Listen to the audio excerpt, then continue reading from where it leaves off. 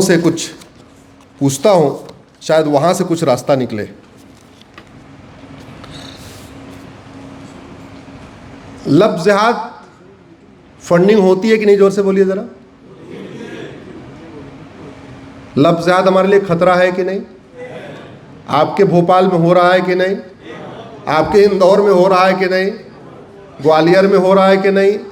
खंडवा में हो रहा है कि नहीं हो रहा है? कोई ऐसा जिला मुझे बताइए जहां लब जिहाद नहीं हो रहा है। एक भी नहीं है। जहां हिंदू खत्म हो गए वहां लब जिहाद खत्म हो गया। जहां हिंदू खत्म हो गए वहां धर्मांतरण खत्म हो गया। जो हिंदू बच्चे नहीं किसको कन्वर्ट करें? हिंदू बच्चे नहीं फिर किसके साथ लब जिहाद करें? अगर एक कोई काम किया जा सकता है भारत को सुरक्षित बनाने में, मुझे लगता है कि वो मास्टर की हो सकता है। लब जिहाद की फंडिंग ऑनलाइन होती है या कैश में होती है? जोर से बोलिए जरा। कैश में। ऑनलाइन में आदमी जल्दी पकड़ में आ जाता है। अभी मथुरा में एक इमरान नाम के ऑटो चालक ने 50 लड़कियों को ट्रैप करने का टारगेट लिया था। 23 लड़कियों को ट्रैप किया उसने। आप लोगों ने शायद अखबार में पढ़ा है ना? उसके पास 23 लाख रुपए कैश आ चुका था। जितनी लड़की को ट्रैप कर रहा था उतने 1 लाख रुपए आ रहे थे उसके। 50 का टारगेट लिया था, 23 को उसने कर लिया तो 23 लाख उसके पास आ गए। तो लब जिहाद की फंडिंग किस में होती है? कैश में।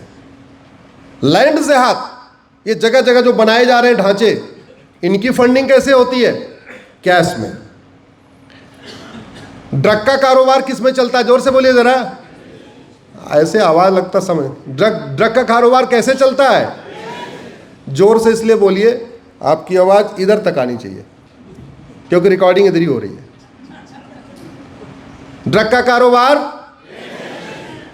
हुक्का बार, डांस बार, बियर बार, सट्टा बार, मिशनरियों की फंडिंग, जमातियों की फंडिंग, जिहादियों की funding, Rohingya funding, Bangladeshi funding, फर्जी आधार, फर्जी राशन कार्ड, फर्जी ड्राइविंग लाइसेंस, बर्थ सर्टिफिकेट, हवलदार पैसा, थानेदार, तहसीलदार, कप्तान साहब, कलेक्टर साहब, जज साहब के अभी देखा नहीं आपने दिवाली होली पे बोरी भर भर के मिली है, बोरा भर भर के। अलगाववादियों की फंडिंग, आवाज जोर से। आतंकवादियों की फंडिंग, माओवादियों की फंडिंग, नक्सलियों की फंडिंग, जासूसों की फंडिंग, गद्दारों की फंडिंग, लेखकों की फंडिंग, पत्रकारों की फंडिंग, यूट्यूबरों की फंडिंग, कबूतरबाजी, नशा तस्करी, मानव तस्करी, अपहरण उद्योग। अभी आपके इंदौर में सोनम ने जो 20 लाख रुपए ट्रांसफर किया, वो ऑनलाइन नहीं किया। कैसे किया है? हवाला, कैश में। ठीक है। गौ तस्करी, हथियार तस्करी, भाड़े पे हत्या, हॉर्स ट्रेडिंग भी कैश में। अवैध निर्माण, फर्जी वसीयत, फर्जी विरासत, फर्जी रजिस्ट्री, पत्थरबाजी। और हमारे पूर्वज क्या कहते थे? न रहेगा बांस न बजेगी। इसमें बांस क्या है? तो अगर कैश बंद कर दे तो बहुत लगभग 25% हमारा देश सुरक्षित हो जाए।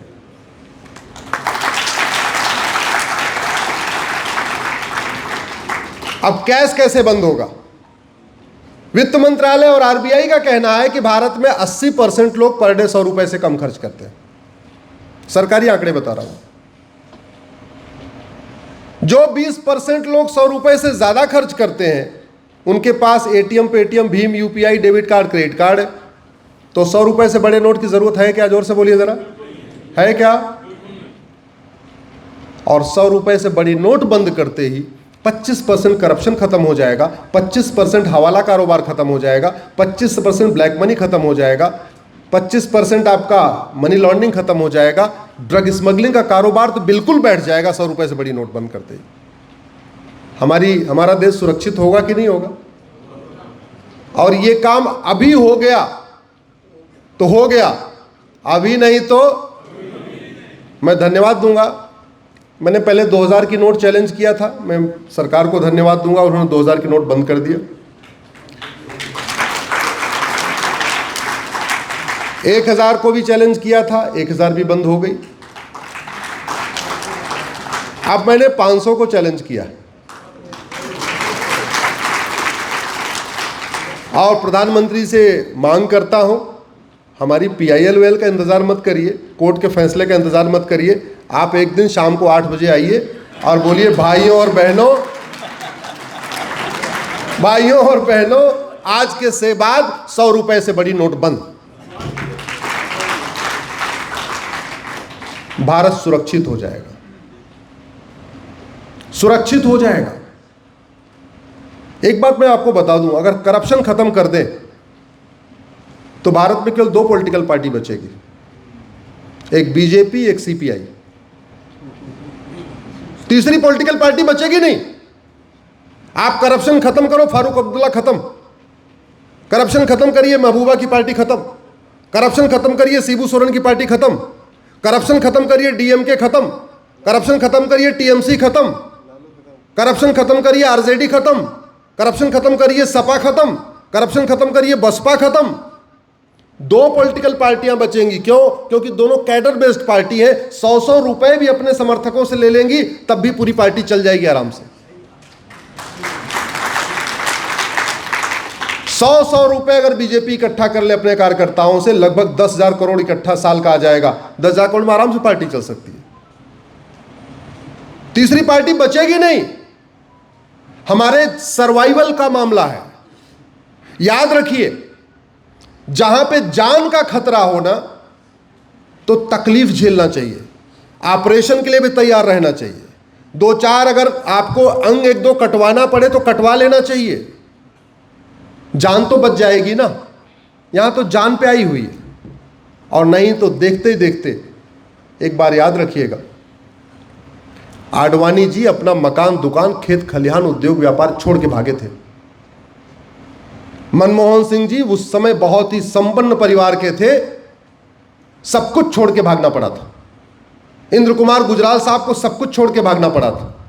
मिल्खा सिंह, लाला अमरनाथ, सुनील दत्त, प्रेम चोपड़ा, यश चोपड़ा, देवानंद, गुलजार, ये सारे उस जमाने के बड़े संपन्न लोग थे, उस जमाने के लखपति थे। उस जमाने, आज के डेट में कहिए तो अरबपति हो गए।